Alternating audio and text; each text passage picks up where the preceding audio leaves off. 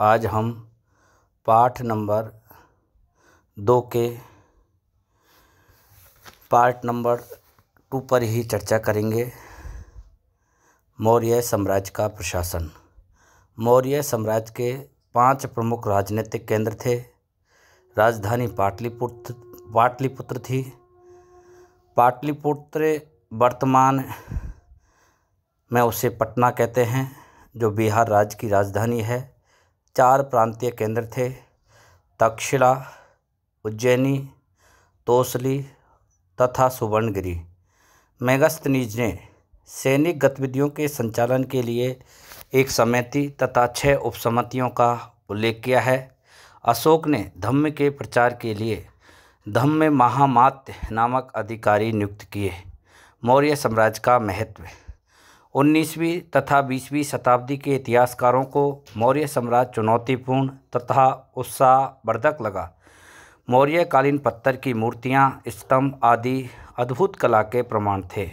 इतिहासकारों के अनुसार अशोक एक बहुत शक्तिशाली तथा परिश्रमी और विनम्र शासक था। इसलिए 20वीं सदी के राष्ट्रवादी नेताओं ने अशोक को प्रेरणा का स्रोत माना। मौर्य साम्राज्य की त्रुटि। मौर्य साम्राज्य केवल 150 वर्षों तक ही अस्तित्व में रहा। दूसरा त्रुटि थी, मौर्य साम्राज्य उपमहाद्वीप के सभी क्षेत्रों में नहीं फैल पाया था। नेक्स्ट है दक्षिण के राजा और सरदार। तमिल में चोल, चेर, पांड्य जैसी सरदारियों का उदय हुआ। ये राज्य बहुत ही समृद्ध और स्थायी सिद्ध हुए।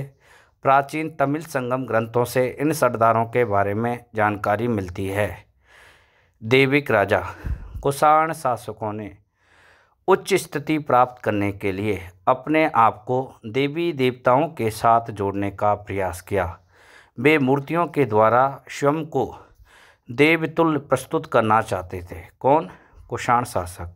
कई कुषाण शासकों ने अपने नाम के आगे देवपुत्र की उपाधि लगाई। गुप्त साम्राज्य। गुप्त शासकों का इतिहास साहित्य, सिक्कों, अभिलेखों की सहायता से लिखा गया। इलाहाबाद स्तंभ अभिलेख के नाम से प्रसिद्ध। प्रयाग प्रशस्ति की रचना हरिसेन ने की थी। किस भाषा में की थी? संस्कृत भाषा में। हरिसेन कौन था? हरिसेन समुद्रगुप्त के राजकवि थे, जिन्होंने प्रयाग प्रशस्ति की रचना की। सुदर्शन झील। सुदर्शन झील एक कृत्रिम जलाशय था। इसका निर्माण मौर्य काल में एक स्थानीय राज्यपाल द्वारा किया गया था। इसके बाद शक शासक रुद्रदमन ने इस झील की मरम्मत अपने खर्च से करवाई थी। गुप्त वंश के एक शासक ने एक बार फिर इस झील की मरम्मत करवाई। राजा और प्रजा के बीच किस प्रकार के संगत संबंध थे? हमें जातक कथाओं तथा पंचतंत्र जैसे ग्रंथों से राजा और प्रजा के बीच संबंधों की जानकारी मिलती है। जातक कथाओं की रचना 1वीं शताब्दी ईस्वी के मध्य में पाली भाषा में की गई थी। जातक कथाओं से पता चलता है कि राजा और प्रजा, विशेषकर ग्रामीण प्रजा के बीच संबंध तनावपूर्ण थे। इसके 2 प्रमुख कारण थे। नंबर 1, राजा अपने राजकोष को भरने के लिए प्रजा से बड़े बड़े करों की मांग करते थे। नंबर 2, चोरों डाकुओं से प्रजा की रक्षा के प्रति शासक लोग उदासीन रहते और संकट से बचने के लिए किसान लोग अपने अपने गांव छोड़कर जंगल की ओर भाग जाते थे। उपज बढ़ाने के उपाय।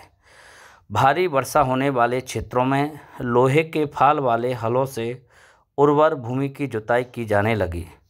गंगा की घाटी में धान रोपने के कारण भी आज भारी वृद्धि होने लगी। उपज में भारी वृद्धि होने लगी। उपज बढ़ाने का एक और तरीका था कुओं, तालाबों, नहरों के माध्यम से सिंचाई करना। ग्रामीण समाज में विभिन्नताएं। खेती से जुड़े लोगों में उत्तरोत्तर भेद बढ़ता जा रहा था। बौद्ध कथाओं में भूमिहीन खेतिहर, श्रमिकों, छोटे किसानों, बड़े बड़े जमींदारों का उल्लेख मिलता है। पाली भाषा में गृहपति का प्रयोग छोटे किसानों और जमींदारों के लिए किया जाता था। मनुस्मृति। मनुस्मृति आरंभिक भारत का सबसे प्रसिद्ध विधि ग्रंथ है। इसकी रचना संस्कृत भाषा में 2री शताब्दी ईसा पूर्व और 2री शताब्दी ईस्वी के मध्य की गई थी। हर्षचरित संस्कृत में लिखी गई कन्नौज के शासक हर्षवर्धन की जीवनी है। इसके लेखक बाणभट्ट थे, जो हर्षवर्धन के राजकवि थे। भूमिदान और नए संप्रांत ग्रामीण। भूमिदान प्राय धार्मिक संस्थाओं, ब्राह्मणों को दिए गए थे। भूमिदान उन लोगों को प्रमाण रूप में दिया जाता था जो भूमिदान लेते थे। प्रभावती गुप्त ने भी भूमिदान किया था। उनका यह उदाहरण एक बिरला ही था। कुछ इतिहासकारों का मत है कि भूमिदान शासकों द्वारा कृषि को नगर क्षेत्रों में प्रोत्साहित करने की एक रणनीति थी। कुछ इतिहासकारों का मत है कि भूमिदान से दुर्बल होते राजनीतिक प्रभुत्व का संकेत मिलता है। भूमिदान के प्रचलन से राज्य और किसानों के बीच संबंधों की जानकारी मिलती है।